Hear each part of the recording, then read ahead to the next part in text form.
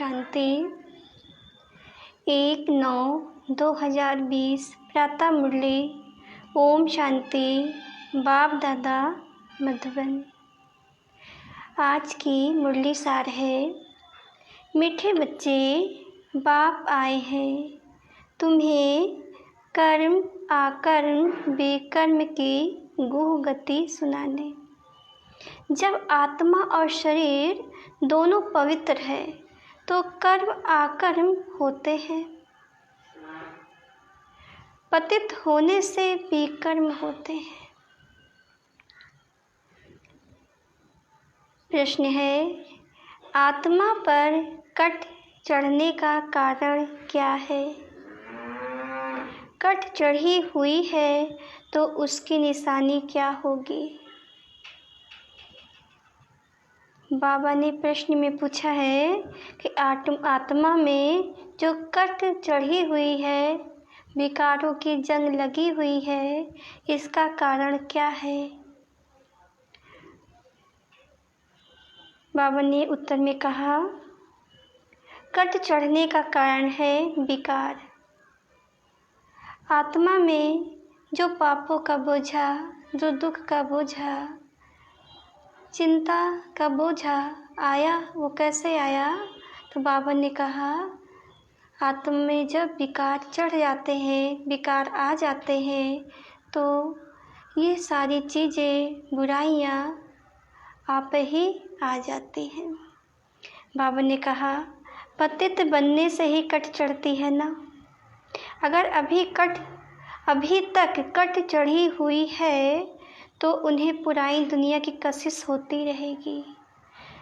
बाबा के बच्चों में अगर अभी भी ईर्ष्या, द्वेष, काम, क्रोध, लोभ, अहंकार के विकार हैं तो बाबा ने कहा उन्हें पुरानी दुनिया होती रहेगी। देह अभिमान की कशिश होती रहेगी कि मैं बहुत अच्छा हूँ, मेरा काम बहुत अच्छा है, मैं जो करता हूँ बहुत अच्छा करता हूँ। तो बाबा ने कहा उसे देह अभिमान आ जाएगा। देह अभिमान आने से और भी विकार ऑटोमेटिक आ जाते हैं। तो बाबा ने कहा है बच्चे कि अभी हमारे अंदर से अगर व्यर्थती चीज़ें नहीं जाती है तो हमारा मन इसी पुरानी दुनिया की ओर खींचता रहता है, भागता रहता है। बाबा ने कहा बुद्धि क्रिमिनल तरफ जाती रहती है। बुद्धि कैसे भागेगी? बुरे की तरफ भागती है कि मैं ये करूँ, मैं वैसे करूँ। दृष्टि भी खराब होती जाती है।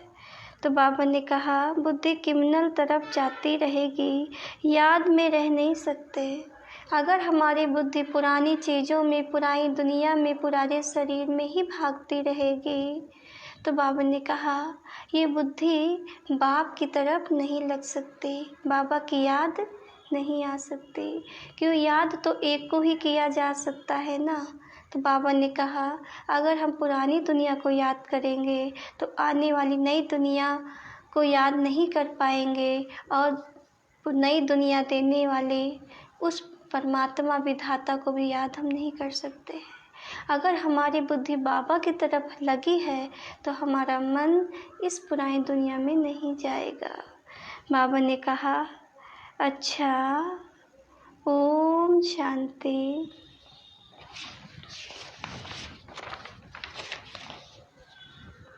मीठे मीठे सिकलंदे बच्चों, प्रतिमा पिता बाप दादा का याद प्यार, गुड मॉर्निंग। रूहानी बाप की रूहानी बच्चों को नमस्ते। हम रूहानी बच्चों की तरफ से रूहानी बाप दादा को याद प्यार, गुड मॉर्निंग और नमस्ते नमस्ते नमस्ते। धारणा के लिए मुख्य सार है, योग की अग्नि से विकारों की कट को उतारना है। जैसे कि आग में चाहे जितनी अच्छी चीज़ें डाल दो या बेकार चीज़ डाल दो, लेकिन आग उसे क्या करती है? जला देती है, उसका रंग रूप खत्म कर देती है। वैसे ही आत्मा में जो विकारों की जंग लगी हुई है, उसे उतारने के लिए हमें योग की बहुत ज़रूरत है। जब हम योग करते हैं तो जन्मों जन्म का जो विकार है वो भस्म हो जाता है। बाबा ने कहा अपनी जांच करनी है कि हमारी बुद्धि क्रिमिनल तरफ तो नहीं जाती। बाबा ने कहा हमें स्वयं से अपनी जांच करनी है कि हमारी बुद्धि इधर उधर व्यर्थ चीज़ों में तो नहीं भागती है। दूसरा पॉइंट है, निश्चय बुद्धि बनने के बाद फिर कभी किसी भी बात में संशय नहीं उठाना है। एक निश्चय हुआ उस पार ब्रह्म परमात्मा पे।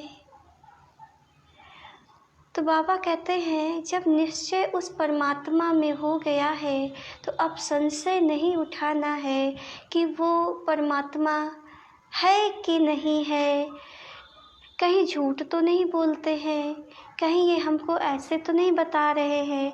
तो बाबा ने कहा अब हमें अपनी बुद्धि को इधर उधर बातों में, संशय बुद्धि में भटकाना नहीं है। विकर्मों से बचने के लिए कोई भी कर्म अपने स्वधर्म में स्थित होकर बाप की याद में रहना है। वरदान है, सर्व प्राप्तियों के अनुभव द्वारा पावरफुल बनने वाले सदा सफलता मूर्त भव। डिटेल है, जो सर्व प्राप्तियों के अनुभवी मूर्त हैं वही पावरफुल हैं।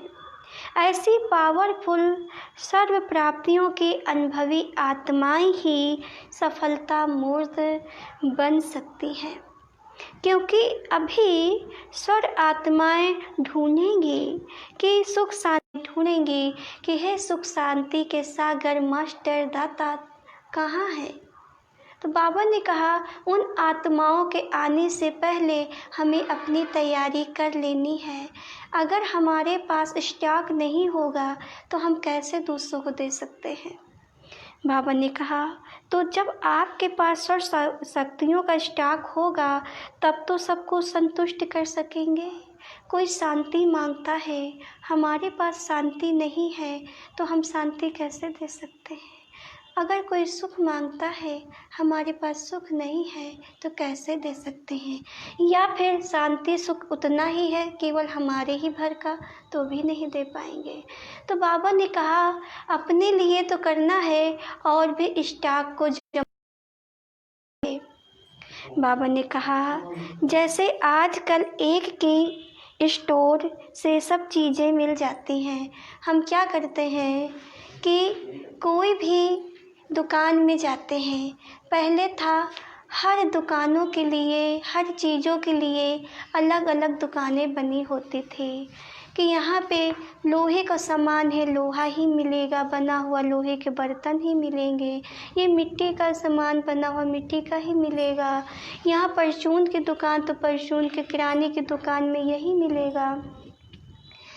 दूध की दुकानों में दूध की ही पैकेट मिलनी है। आज ऐसा नहीं है। अगर आज हम कोई दुकान में खड़े हो जाते हैं तो हमारी हर प्रकार की ज़रूरत की चीज़ें मिल जाती हैं। तो भगवान ने कहा कि आने वाले समय में आत्माएं अपनी ज़रूरत की चीज़ें लेने आपके पास आएंगे। आत्मा को क्या चाहिए? सुख, शांति, आनंद, प्रेम, ज्ञान, शक्ति चाहिए। तो किसी को ज्ञान चाहिए, किसी को शक्ति चाहिए, किसी को आनंद चाहिए। सबको अपनी अपनी ज़रूरत की चीज़ें चाहिए। अगर हमारे स्टोर में स्टॉक नहीं होगा तो हम कैसे देंगे। तो बाबा ने कहा हर प्रकार की चीज़ें आत्मा में भरी होनी चाहिए। बाबा ने कहा ऐसे आपको भी बनना है। जैसे यहाँ पे दुकानों में हर प्रकार की चीज़ें मिल जाती हैं, व्यक्ति को इधर उधर जाना नहीं पड़ता है, तो बाबा ने कहा आपको भी ऐसा बनना है। ऐसे नहीं सहन शक्ति हो, सामना करने की नहीं, सहन शक्ति हो लेकिन सामना करने की शक्ति ना हो। बाबा ने कहा अगर सहन शक्ति है तो समाने की शक्ति भी होनी चाहिए। सर्व शक्तियों के स्टॉक चाहिए, तब सफलता मूर्त बन सकेंगे। स्लोगन है, मर्यादाएं ही ब्रह्मण जीवन के कदम है। कदम पर कदम रखना माना मंजिल के समीप पहुंचना। बाबा ने कहा जो भगवान ने मर्यादाएं बनाई हैं, हमें उनके कदम पे कदम रख के ही चलेंगे, तभी हम आगे बढ़ सकते हैं। मातेश्वरी जी के अनमोल महावाक्य है, पुरुषार्थ और प्रारब्ध का बना हुआ अनादि ड्रामा। मातेश्वरी पुरुषार्थ और प्रारब्ध दो चीज़ें हैं। पुरुषार्थ प्रारब्ध बनाती है। जैसे कि हम पुरुषार्थ करते हैं पढ़ाई का, हमने मेहनत की पढ़ाई की, हमने डिग्री की, मेहनत से डिग्री प्राप्त किया, उसकी प्रारब्ध क्या हुई, हमने बहुत अच्छी नौकरी की प्राप्ति किया। ऐसे ही भगवान भी हमें पढ़ाई पढ़ा रहे हैं, पुरुषार्थ करना सिखा रहे हैं। इस पुरुषार्थ की प्राप्ति है सतयुग की प्रारब्ध, उस वहाँ का सुख, वहाँ की शांति, वहाँ का आनंद। बाबा ने कहा ये अनादि सृष्टि का चक्र फिरता रहता है। जो आदि सनातन भारतवासी पूज थे, वही फिर पुजारी बने, फिर वही पुजारी पुरुषार्थ कर पूज बनेंगे। ये उतरना और चढ़ना अनादि जिज्ञासु।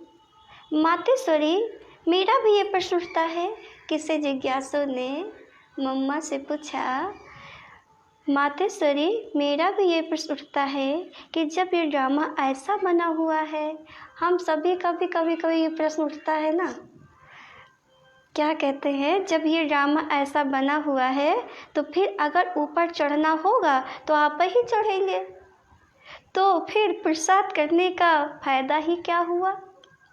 तो चढ़ेंगे फिर भी गिरेंगे, फिर इतना पुरुषार्थ ही क्यों करें।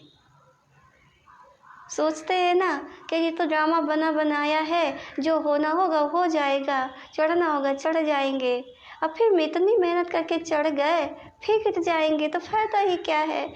तो बाबा ने कहा, मातेश्वरी आपका कहना है कि ये ड्रामा हूबहू रिपीट होता है, तो क्या ऑलमाइटी परमात्मा सदा ऐसे खेल को देख खुद थकता नहीं है।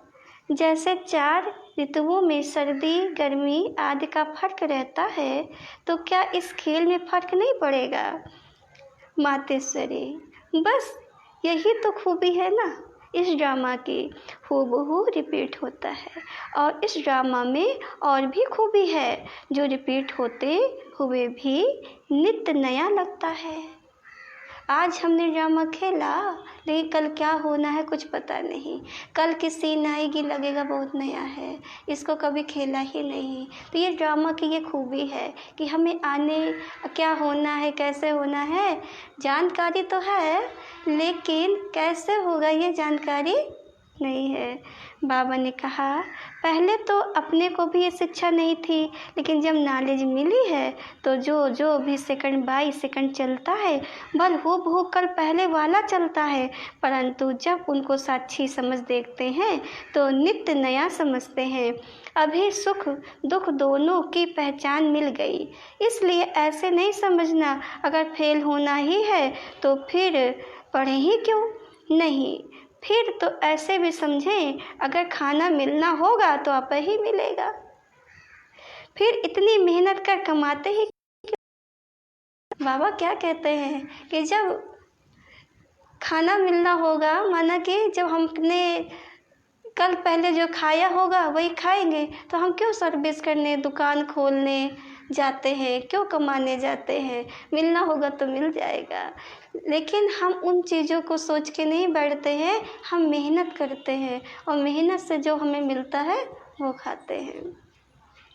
बाबा ने कहा, बच्चे वैसे हम भी देख रहे हैं, अब चढ़ती कला का समय आया है, वही देवता घराना स्थापना हो रहा है, तो क्यों ना अभी ही वो सुख ले लेवे। जैसे देखो, अब कोई जज बनना चाहता है तो जब पुरुषार्थ करेगा तब उस डिग्री को हासिल करेगा ना। अगर उसमें फेल हो गया तो मेहनत ही बर्बाद हो जाती है। परंतु इस अविनाशी ज्ञान में फिर ऐसा नहीं होता, जरा भी इस अविनाशी ज्ञान का विनाश नहीं होता। बाबा ने क्या कहा, अगर यहाँ पे हमने डिग्री ले रहे हैं जज की, और जज की डिग्री लेते लेते हम फेल हो गए, हम शरीर छोड़ दिए, तो दूसरे जन्म में हमें फिर से वो डिग्री लेने की पढ़ाई पढ़नी पड़ेगी। अगर फिर पढ़ते पढ़ते इत्तेफाक ऐसा हो गया, फिर शरीर छूट गया, तो तीसरी बार भी हमें डिग्री लेने के लिए केजी नर्सरी से पढ़ना पड़ेगा। तो बाबा ने कहा ये पढ़ाई जो भगवान की है ये कभी विनाश नहीं होती है, ये हर जन्म चलती रहती है।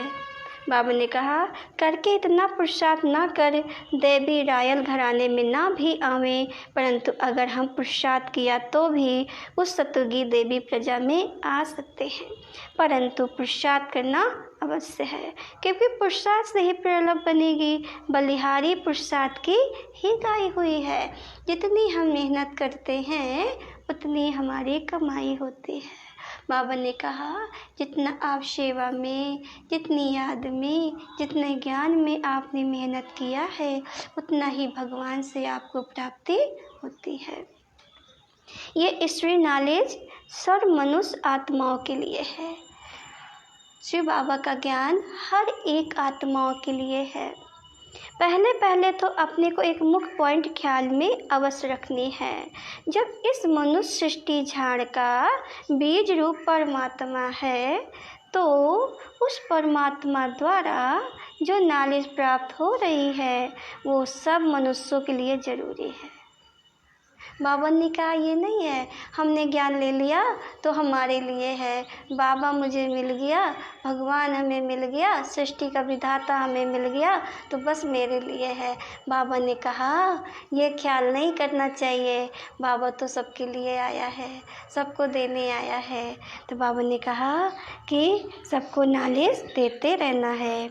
उस परमात्मा द्वारा जो नॉलेज प्राप्त हो रही है वो ज़रूर मनुष्यों के लिए ज़रूरी है। सभी धर्म वालों को नॉलेज लेने का अधिकार है। हर एक धर्म की नॉलेज अपनी अपनी है, हर एक का शास्त्र अपना अपना है, हर एक की मत अपनी अपनी है, हर एक का संस्कार अपना अपना है, लेकिन ये नॉलेज सबके लिए है। भल वो इस ज्ञान को ना भी उठा सके, हमारे घराने में भी ना आ सके, परंतु सबका पिता होने के कारण उनसे योग लगाने से फिर भी पवित्र अवश्य बनेंगे ना। बाबा कहते हैं कि दुनिया में सबका संस्कार अलग है, धर्म अलग है, जाति अलग है। तो बाबा ने कहा वो ज़रूर सतयुग में नहीं आएंगे, वो बाबा के नहीं बनेंगे, बाबा का ज्ञान नहीं सुनेंगे, लेकिन फिर भी हम बाबा के बच्चे हैं तो हमारा फ़र्ज है सबको बाबा का पैगाम परिचय देना।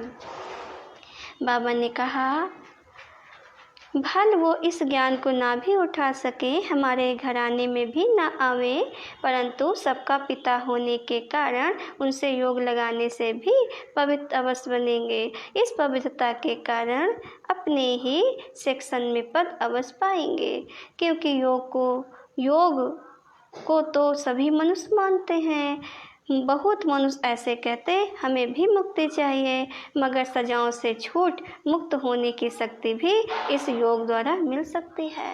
बहुत बच्चे कहते हैं कि भगवान से मुझे मुक्ति चाहिए, भगवान से हमें शक्ति चाहिए।